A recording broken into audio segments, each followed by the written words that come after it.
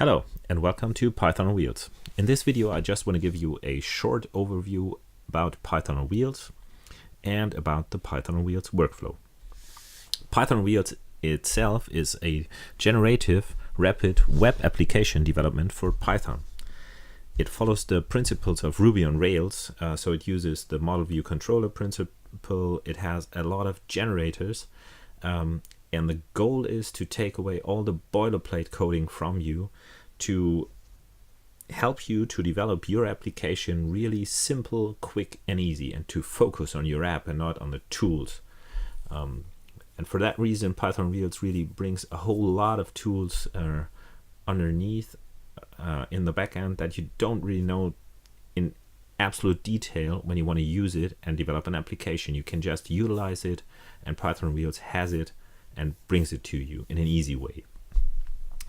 Okay, so let's start right away, let you get an impression.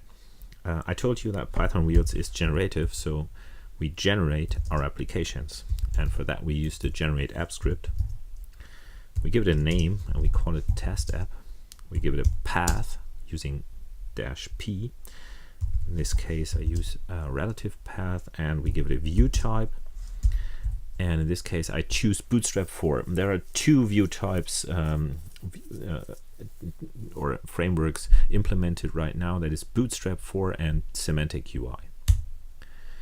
As you can see, Python on Wheels generates a whole lot of scripts and copies a lot of Python files for us and views and everything we need in the backend, so we don't have to do it. And it put our application in this directory. And the recommendation is that you create a virtual environment out of that to separate all the libraries that Python on Wheels brings and this project brings from your normal Python environment. So we set up a virtual environment in the directory that Python on Wheels created for us. So, and this is done.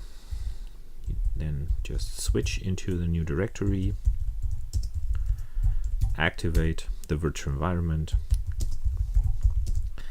and install the requirements of Python on Wheels. You do that using pip install -r requirements text. So as you can see, the requirements for Python on Wheels are installed right now. JSON tools, database tools, template engines, security libraries and stuff. So this is done. And we can start our first Python on Wheels application. And as you can see, we do that using starting the server. The server is the thing that runs the application of Python on Wheels in the end. And it creates routes for us, connects to databases if some are configured. And this is the final routing we see. So any route you can see here, you can access by default on the server. They're all generated for us, and as you can see, Python on Wheels says it's starting on localhost using port 8080. Just let us go there and check what we see.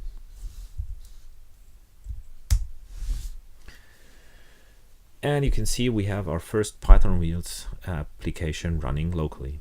You see that we got a reply from Python on Wheels that a GET request on the URI / was called. That was just what we did in the browser.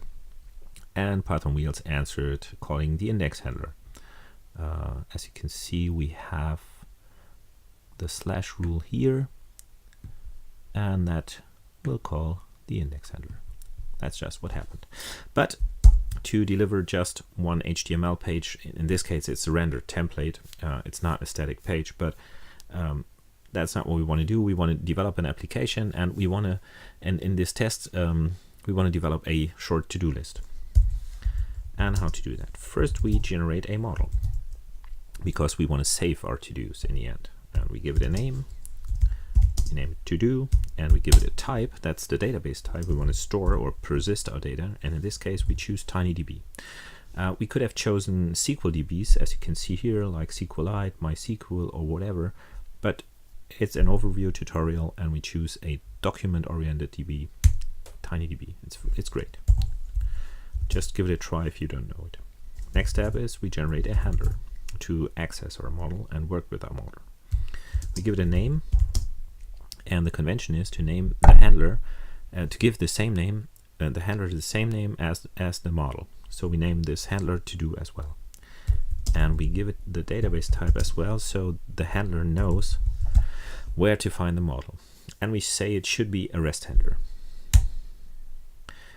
In this case, if it is a REST handler, PythonOnWheels will create a handler that has all the REST methods and also the routing for us. So we can access the create, update, delete URLs and also have the appropriate methods for it. So in the last step,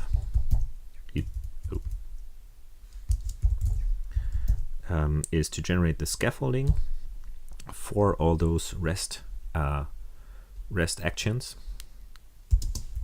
We name this todo as well, and we give it a view type. In this case, we say we want to have bootstrap for views, and you see PythonOnWheels generates the views for us for show, list, page, edit, and new, which is create. So let's start our server again.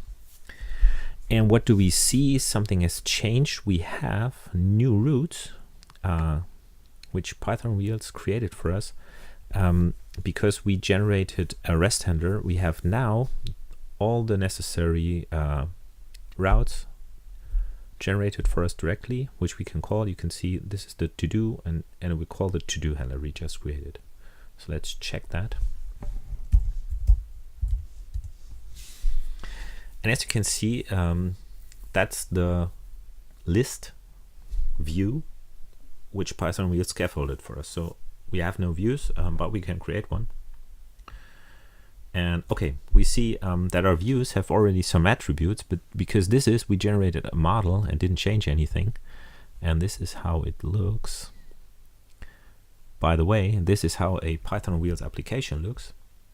We have a typical model view controller based structure. So we have handlers, which are controllers, models, which are separated into the different available database interfaces. And we have a TinyDB model. We created one or generated one. And by default, PythonOnWheels gives some attributes just to show you or to have something to look at how is the syntax of model definition. And that is title, text, tags, and votes. And that is exactly what we're seeing here. So we create our first todo, a new todo. We say create and go back to the list, and you see it's here. Let's create another one. A second todo, as you can see, I have tested already. And we have two todos. Let's create a third one. I want to show you something. A third todo, and as you can see, we have text here.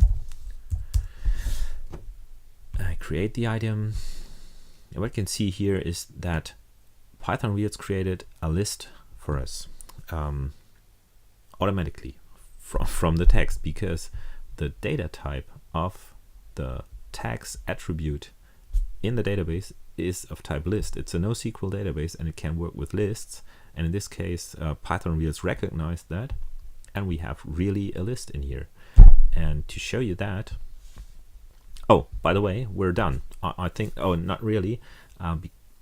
Yeah, we can create to-dos, we can edit to-dos.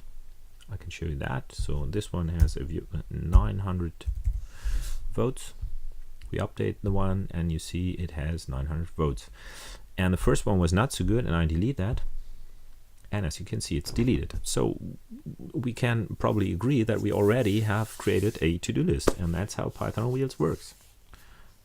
So maybe one more thing, how easy it is to change. Okay, I just started the server again. I let it run things. We maybe want to have one more attribute in our to-dos, because to-dos, if everything works fine, are done sometimes. And we name this done.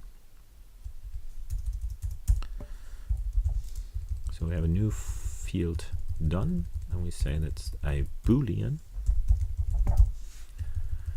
and we give it also a default value, which is false, and we just reload.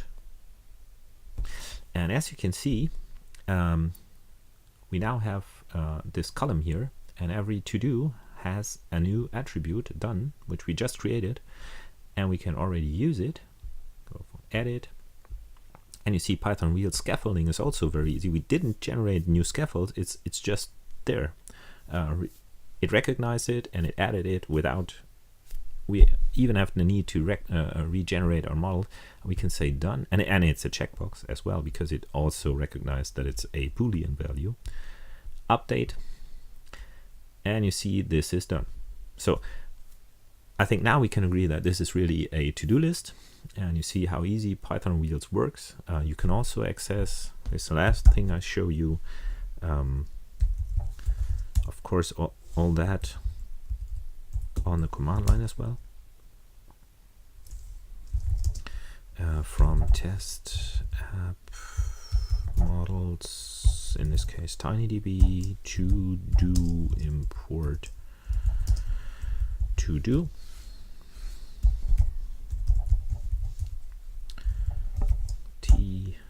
We have a model now, and there are some methods, and one is find all, for instance, and we can, and res is a generator now, so we can iterate over it.